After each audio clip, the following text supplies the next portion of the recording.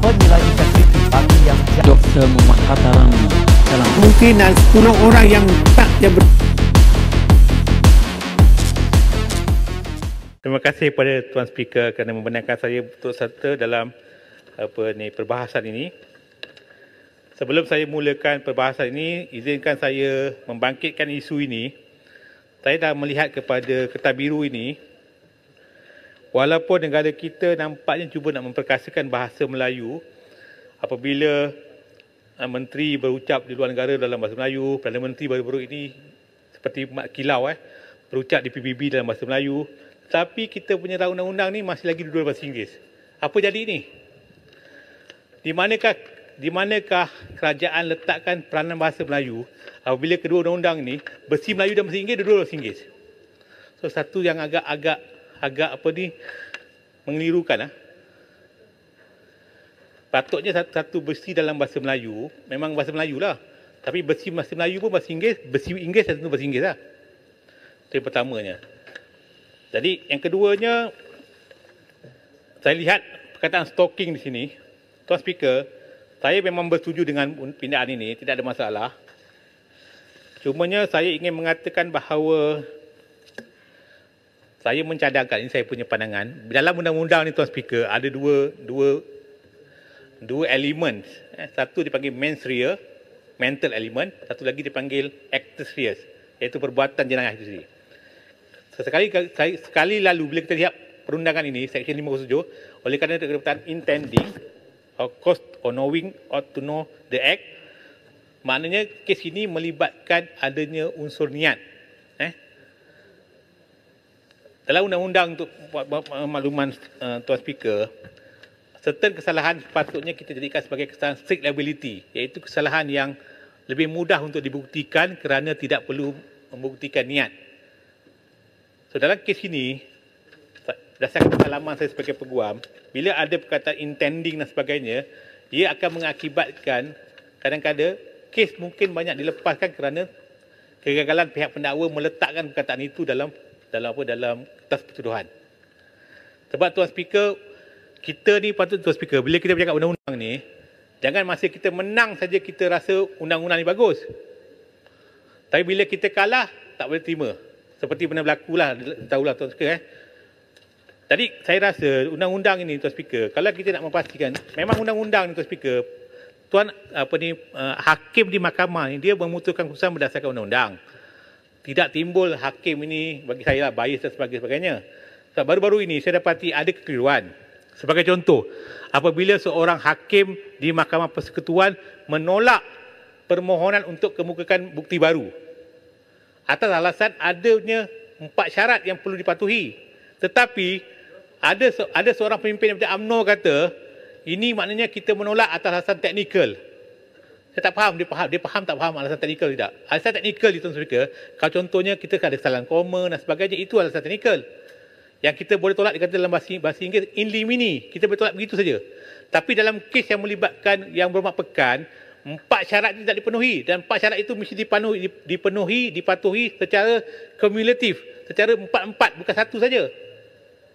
Tetapi dalam kes yang melibatkan yang bermak pekan, bila mereka gagal membuktikan kes itu, dan apalagi mereka tukar peguam secara di akhir-akhir, Tuan Speaker, dalam undang-undang Tuan Speaker, saya rasa kita kena bela juga lah mahkamah ni. Bukan saya kata apa Tuan Speaker, sebab cara kita menyerang mahkamah seolah kita meletakkan mahkamah ni tak faham undang-undang.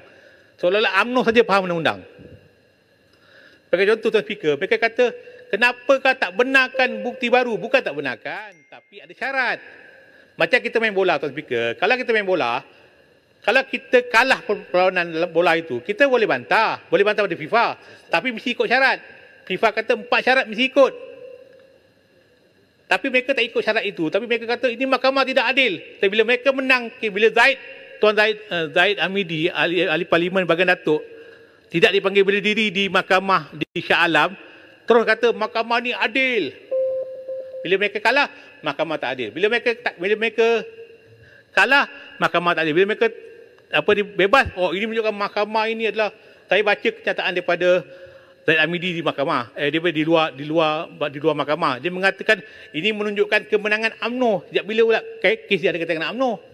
Itu pertama. Yang kedua dia kata, ini menunjukkan saya tidak bersalah. Tuan Speaker, dia kena betulkan itu.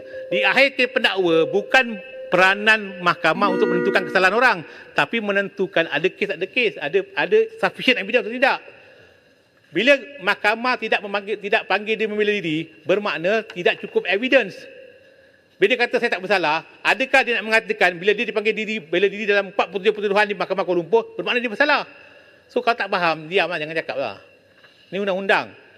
Jangan nampakkan kebodohan kita. Kadang-kadang kita kena sembunyikan kebodohan kita supaya orang tak tahu. Baik. Jadi Tuan Speaker, saya ingin mencadangkan undang-undang ini, kalau kita nak buat macam mana undang-undang yang baik pun Tuan Speaker, mesti ada kesedaran tentang peranan undang-undang, peranan mahkamah, peranan pendakwa raya dan sebagainya. Yang akhirnya Tuan Speaker, saya mengharapkan undang-undang ini, kalau kita nak buat nanti supaya lebih efektif, saya mencadangkan Tuan Speaker, kalau boleh kita sebelum buat undang-undang ini Tuan Speaker, kita pastikan Tuan Speaker semua stakeholder telah pun mendapat kita telah menghubungi semua stakeholder. Saya tak pastilah sejauh manakah stakeholder telah betul-betul dihubungi secara telah pun mendapat input mereka secara mencukupi. Saya akui Tuan Speaker, masa saya jadi Kepala Menteri Undang-Undang dulu, memang kita ada cadangan untuk membuat undang-undang ini, tapi kita merasakan ketika itu berkemungkinan belum mencukupi stakeholder yang telah hubungi.